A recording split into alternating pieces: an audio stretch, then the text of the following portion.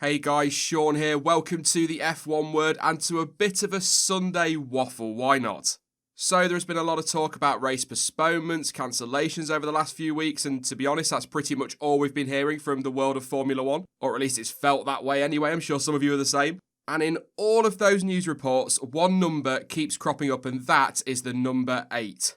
As I'm sure many of you are well aware by now, the minimum number of races required for a season to be declared as a World Championship is 8, and any fewer than that, and it would result in either, a few exhibition races or probably more likely, no season at all. But what would my 8-race calendar look like? I know, it's another answer to a question that literally nobody has asked me. Now you can let me know the 8 races, or I suppose more specifically the 8 tracks that you would choose down in the comment section. And the rules around it are pretty simple. You can only pick 8 tracks from the original 2020 calendar. So, for example, if you really wanted to, you could throw Albert Park in there or even Barcelona. Whatever you fancy, so long as they are, like I say, from the original 2020 calendar. I'm going to be making my picks based purely or pretty much purely on the racing, so I'm not going to be including the likes of Hanoi or Zandvoort on this calendar because we've not seen any racing at all in Hanoi and we've not seen any modern day racing at Zandvoort yet. But anyway, should we get on with it? I think we should. These aren't going to be in any kind of order, but the first track that springs to mind every single time I think about this list is Spa, and I'd imagine there is no great surprise there, and I'm guessing it will probably make a lot of your lists as well. I mean, what do you want me to say? It's a stunning track, and more often than not, it does seem to throw out some pretty awesome racing. And let's be honest as well, it is steeped in Formula 1 history. I just love pretty much almost all of this track. The tight hairpin down at La Source gives us some action right from the start. Watching the cars through Eau Rouge and Raidillon is incredible. And again, that flat-out run through that final sector is absolutely breathtaking. The only thing I don't like, if I'm being really picky, is the new bus stop chicane. I say new chicane, it's been around since, 2007 for God's sake? But I'm sure you get what I mean, the newer version of that chicane. There was just something about the old layout of that little section of corners that looked better and seemed to flow better. It just looks a bit more clumsy now than it used to do. But you know what, I can forgive them over that because the rest of the track is just so stunning. Like I say, has to be my favourite. If you've been watching this channel long enough, the next pick won't come as any surprise either, and that's the Circuit Gilles Villeneuve, home of the Canadian Grand Prix, of course. 2018 aside, it gives us a ton of action every year, and that's despite how tight it gets in places. It just seems to promote overtaking. And yeah, as we saw in 2019, we sometimes even get some controversy, something to keep us all talking.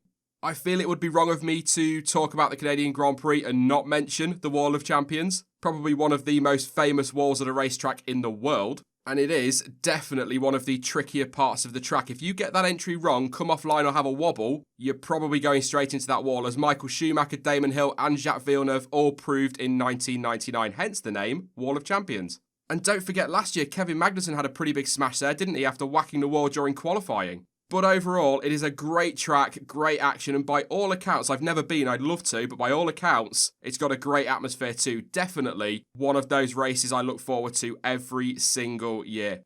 I'll be honest, there will be a lot of old school tracks on this list, but not all old school tracks. And to prove that, the next one is the Bahrain International Circuit, shockingly, home of the Bahrain Grand Prix. Now, when I'm talking about this one, I am specifically referring to the layout used today. That one they used back in 2010 was dreadful. What was it they call it? The Endurance Circuit or something like that? Horrible layout. I hated it. Hate's probably a strong word, but you get my point. Whereas the one that's used now just seems to have a really nice flow to it. And you know what? I can't really remember the last time we had a properly bad race there. Actually, come to think of it, it could have been 2010 at that layout. I mean, don't get me wrong, we've had some dull dips in races, but there always seems to be something there to pick the race up again. Look at 2014 as an example. That was a good race, but it did drop off a little bit, but then blew up again towards the end. And last year was really good too, and so was 2018. In fact, I think I called that at the end of 2018 as one of the best races of the year for me.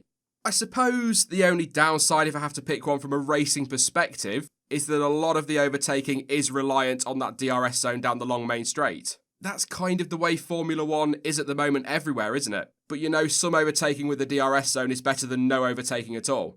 I will just quickly say this before I move on though. As a spectacle, if you like, the race has improved massively since it became a night race. Not necessarily the on-track action, but it certainly looks a lot more impressive than it used to do. Shock horror, the next on my list is Silverstone. I mean, what can I say? It's another great track that keeps us entertained pretty much every year. Look at last year, for example. We had a good scrap early on between the two Mercs, what we saw of it, of course, but behind that, the battle between the Ferraris and the Red Bulls was epic. And there was action as well as there tends to be throughout the field. Again, I'm struggling to think of the last time we got a proper snooze fest there. And it is another track steeped in Formula One history. In fact, as I'm sure you already know, it hosted the first ever Formula One World Championship event back in 1950. And like Spa, it's got some iconic corners as well. And in the motorsport world, they're almost household names. So you've got like Stowe, Copse, Maggots and Beckett's and Luffield, for example.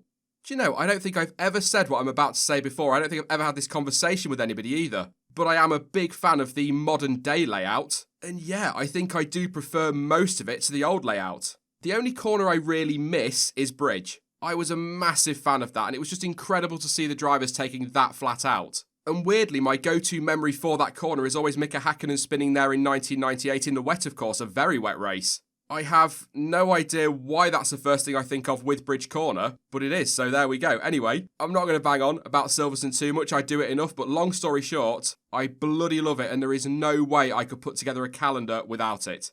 And that's kind of the same story when it comes to race number 5, the Temple of Speed, or as it's more commonly known, Monza. And that is, of course, home of the Italian Grand Prix. Surely that has got to be on most people's calendars.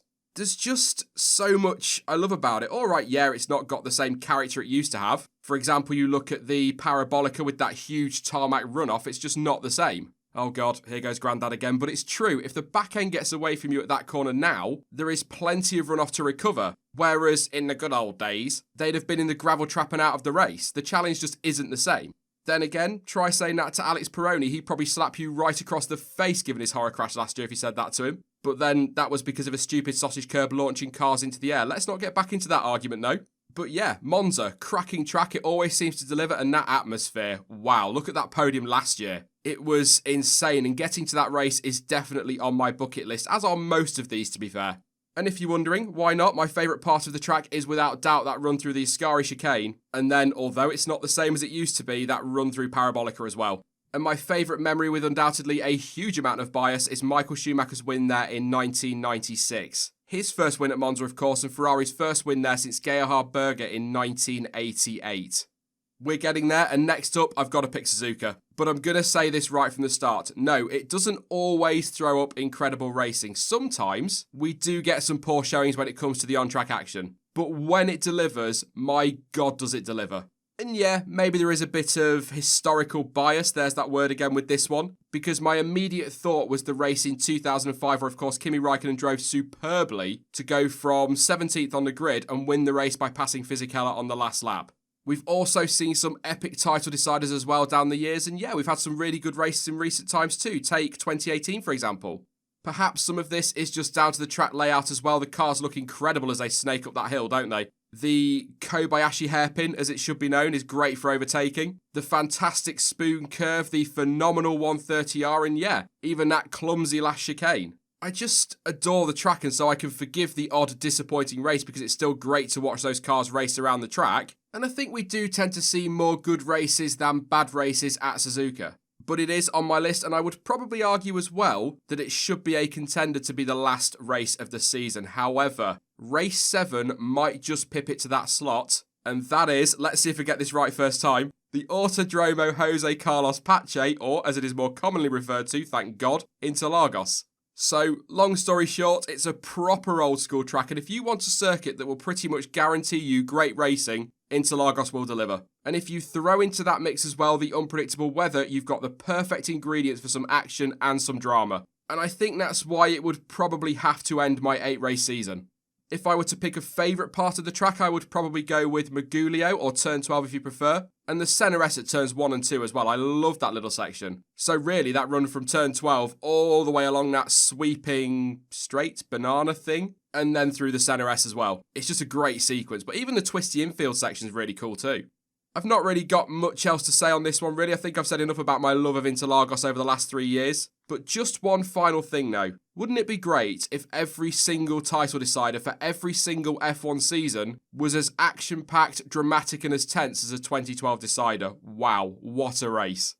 Now, before I get on to my final choice, I do want to give an honourable mention. As I am basing this mostly on the on-track action, Monaco does not feature on my list, but wait a second, hear me out. I know it's steeped in history and many people will want it on a calendar, but I have a solution. It's probably a terrible solution, but it's a solution nevertheless. So I'd fill my 8 World Championship slots up with the 7 tracks I've already gone for and the final one, which I'll reveal in a moment, but Monaco would still feature.